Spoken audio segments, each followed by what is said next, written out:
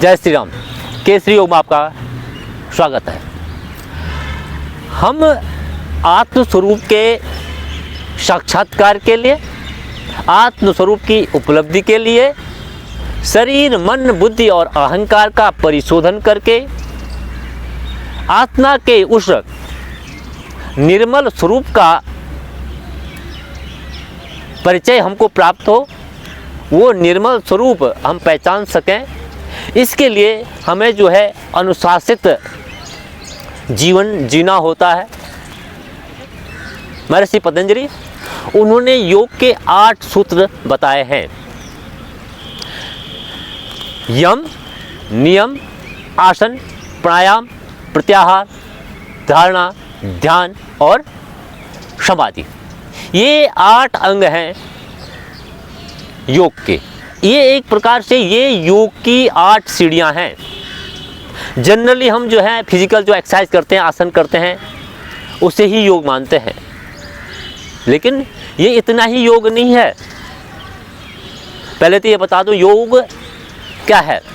योग का मतलब है, जैसे योग करते हैं 2 और 2 का योग कितना हुआ, 4 है। योग का मतलब जोड़ना, वैसे योग का मतलब है जोड़ना, जुड़ना। किससे जुड़ना? अपने अंदर जो आत्मा है उससे जुड़ना, ईश्वर से जुड़ना। अंदर का जो हमारा विराजमान जो आत्मा है, अष्टदल कमल के ऊपर बैठी हुई आत्मा है, उसके लिए, उसकी प्राप्ति के लिए, उसकी पहचान के लिए, उसके साक्षात्कार के लिए महर्षि पतंजलि ने 8 अंग बताए हैं। ये मैंने आपको बताया। पहला है यम। यम का अगर हम पालन करते हैं तो हमारा जो है बाह्य आचरण शुद्ध होता है, समाज में हमारा आचरण शुद्ध होता है। उसके 5 अंग हैं। अहिंसा, सत्य, आस्थैर्य, ब्रह्मचर्य और अपरिग्रह। किसी की जो है हिंसा नहीं करना, मन, क्रम, वचन से अहिंसा है। सत्य किसे कहते हैं, ये भी बड़ी बात है। जिस चीज़ को जैसा देखा, जैसा सुना और जैसे हमने अनुभव किया, उसको एज इट इज़ कहना, बिल्कुल इधर उधर नहीं, तो उसे सत्य कहते हैं। यह आस्थैर्य, चोरी नहीं करना, ब्रह्मचर्य और अपरिग्रह, जरूरत से ज़्यादा जो है किसी भी चीज़ का जो है स्टोर नहीं करना, ये अपरिग्रह है।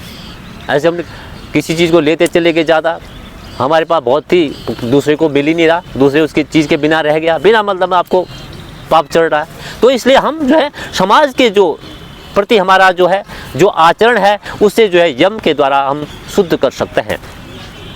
नियम के द्वारा हम अपने आंतरिक, अपने शरीर के को शुद्ध कर सकते हैं।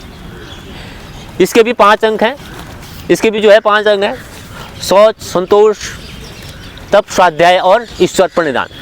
ये जो है ये 5 अंग हैं।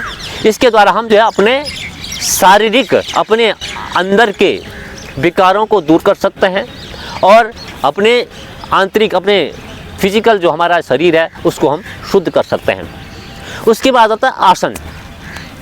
आसन के द्वारा हम अपने शरीर को शुद्ध करते हैं। जो हम फिजिकल एक्सरसाइज करते हैं, हमारी जो है फिजिकल एक्टिविटी जो करते हैं, उससे हमारा जो है शरीर शुद्ध होता है, मांसपेशियाँ मजबूत होती हैं, हमारे जॉइंट्स जो है प्रभाव में आते हैं, हम जो है फिजिकली फिट रहते हैं। हमारा जो है आसनों के द्वारा हम जो है क्या करते हैं, अपने शरीर को शुद्ध करते हैं।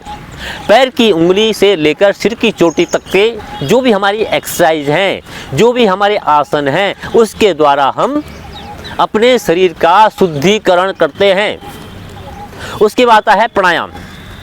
प्राणायाम के द्वारा हम अपने श्वासों को क्या करते हैं, शुद्ध करते हैं।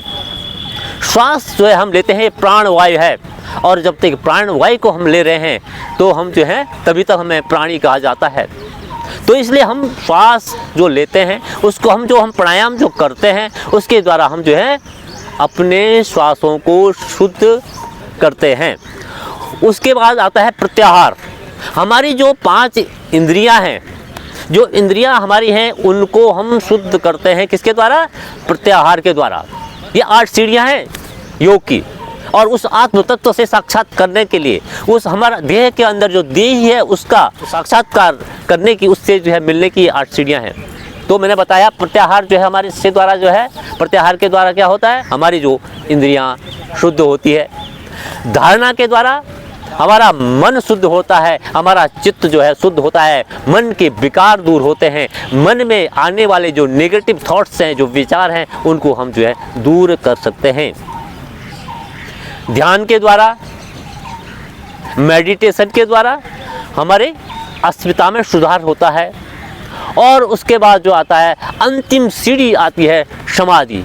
और जब हम इस समाधि में हम पहुँचते हैं तो हमारे जो है बुद्धि और चित्त में सुधार होकर के हमारा वो निर्मल जो आत्मा है, देह के अंदर जो देही है, उसका हमारा निर्मल साक्षात्कार उससे हो जाता है, उस आत्म तत्व से हमारा साक्षात्कार हो जाता है।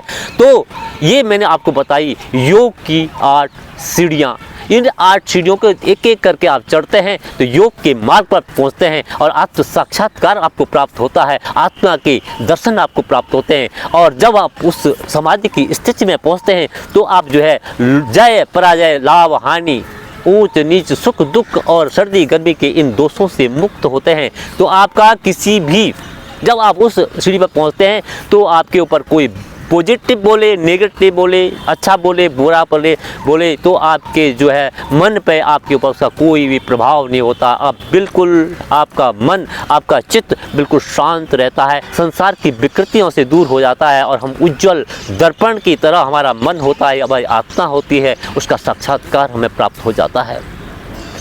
तो दोस्तों, ये महर्षि पतंजलि की जो योग सूत्र में उन्होंने 8 सीढ़ियाँ बताई हैं, एक एक पायदान आपको कैसे चढ़ना है, किस तरह से योग के मार्ग पे आप आगे जाते हैं, किस तरह से आप उस आत्म तत्व को प्राप्त करते हैं, किस तरह से आपका उससे साक्षात्कार, उस आत्मा को जो हमारे अंदर है अष्टदल कमल में विराजमान उस आत्म तत्व को आप देखते हैं, जिस दिन आपका उससे साक्षात्कार हो जाता है तो आप जो है उस परम स्थिति को प्राप्त हो जाते हो, स्वयं ईश्वर की अनुभूति आपको प्राप्त होने लगती है। और आप जो है जो संसार के जो तत्व, जो भी आपके नेगेटिव जो तत्व हैं, उनसे बिल्कुल दूर हो जाते हैं। अहंकार है, जैसे क्रोध, लोभ, मोह, इन सब से आप परे हो जाते हैं और आप उस आत्मा में आपका जो है साक्षात्कार होना एक योग की परम उपलब्धि माना गया है।